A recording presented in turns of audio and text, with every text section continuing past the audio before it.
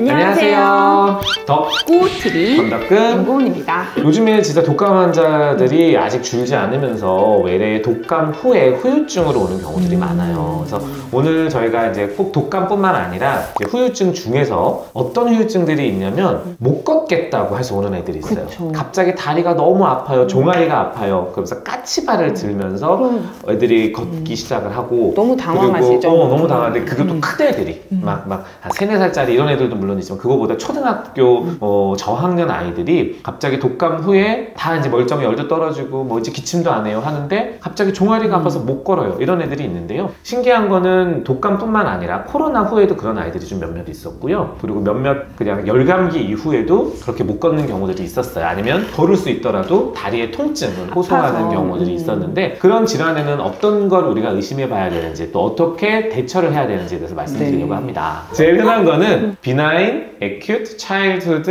Myositis라는 게 있어요. 양성, 급성, 학동기, 근염.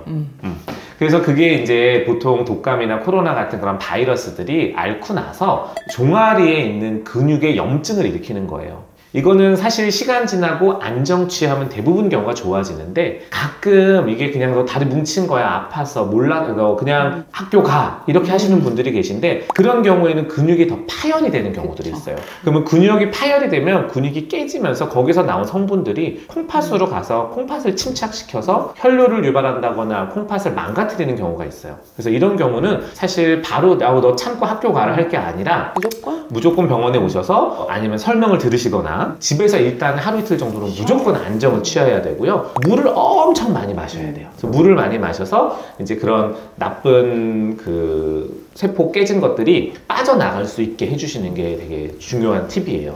그리고 수액을 치료를 해서 수액으로 많이 희석을 시키면은 굉장히 빨리 회복이 되고 보통 한 이틀, 3일 내에 회복이 되고 있습니다. 개중 정말 수치가 근 수치가 너무 많이 깨져서 입원하는 경우들도 있기는 한데 대부분의 경우는 수액 치료나 안정으로 인해서 회복이 되는 경우들이 있어요. 그렇죠. 이게 이제 독감이나 이런 것들이 이제 나쁜 바이러스가 몸에 들어오면은 이 바이러스랑 싸우려고 면역 세포가 엄청 활성화가 되는데 이제 독감은 끝나두고 이제 활성화된 면역 세포들이 내 다리 근육을 이렇게 공격을 해서 이제 염증을 일으키고 파괴시키는 것들인데 이제 다리 아프다고 부모님들이 막 다리 너무 많이 주물러 주시거나 이런 거보다는 그냥 가끔 이렇게 댕댕댕댕 붓기도 하잖아요. 이제 뻘개지기도 하고 그러면 이제 1번은 안정. 뛰댕기는 애들도 어떻게든 이제 앉혀놓고 눕혀놓고 해서 최대한 근육의 손실을 막아서 그래서 너무 돌아다니는 애들은 안정을 위해서 입원을 시키기도 해요. 맞아요.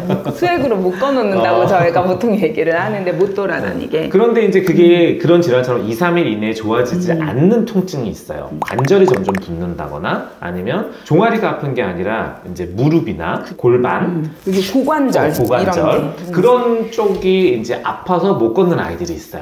그런 경우에는 사실 또 관절염이 오는 경우도 그럴 수 있어요. 후유증으로. 근데 진짜 요즘은 그 우리 프리베나 같은 폐구균 예방접종을 맞아서 거의 없어졌지만 저희 레슨트 초기 때도 심한 편도염 앓고 나서 이제 관절염 오는 경우들이 있으면 그런 경우에는 가끔은 수술을 하는 경우들도 있거든요. 그리고 관절은 근육보다는 또 중요한 부분이 거기가 성장판이 있기 때문에 관절염을 아이가 잘못 앓고 이제 성장판이 손상을 받게 되면은 이제 아이 키 크는 데도 영향을 줄 수 있기 때문에 그냥 아파요 정도는 그래도 괜찮은데 무릎이나 이런 데가 뻘개지면서 붓는다. 그런 애들은 보통은 이제 열이 다시 나는 경우들이 좀 있어요. 그래서 열이 다시 나는 경우들은 그래서 다리가 아프다고 하는 경우는 한번 또 다시 외래 진료를 받아야 돼요. 빨리 항생제 쓰고 빨리 좋아지게 그런 경우에는 거의 입원을 시키러 보내게 되죠. 맞아요. 그리고 사실은 이제 제일 안 좋은 경우인데 이거는 말 그대로 그냥 근육을 침범한 게 아니라 신경을 침범한 경우들이 있어요. 점점 힘이 빠져.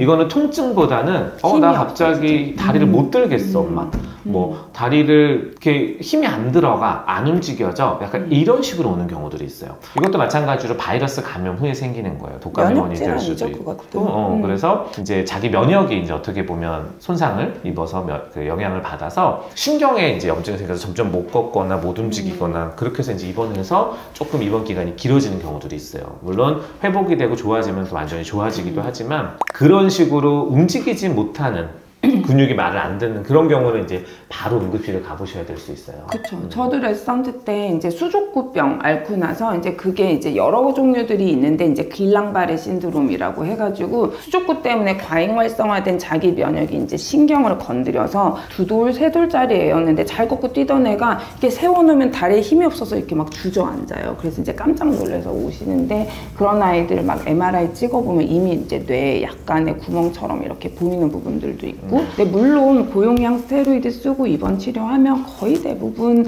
아이들은 회복을 해요. 하지만 이제 그런 경우는 집에서 볼 수 있는 경우가 아니기 때문에 다리에 힘이 빠진다. 그거는 빨리 동네 병원에 와서 아이를 보고 의뢰서 받아서 큰 병원 가셔야 되는 경우들이 많습니다. 맞아요. 그리고 이제 제일 흔한 것 중에 하나는 이거는 뭐 어떤 특정 바이러스라기보다는 이제 감기 걸린 후에 일과성 고관절 활액망에 그거 굉장히 흔한 증상 중에 하나고 그것도 마찬가지로 안정치하고 하면 저절로 좋아지는 경우들이 많고 좀 심한 경우에는 우리가 이제 약을 좀 먹이기도 합니다. 그래서 오늘 저희가 이제 심한 바이러스 감염, 특히 독감이나 코로나 같은 이후에 올 수 있는 신경 또는 근육 쪽에 대한 합병증, 후유증에 대해서 말씀을 드렸고 요러한 증상들이 보인다 싶으면 한번 진찰을 받아보시는 것을 권장드리겠습니다.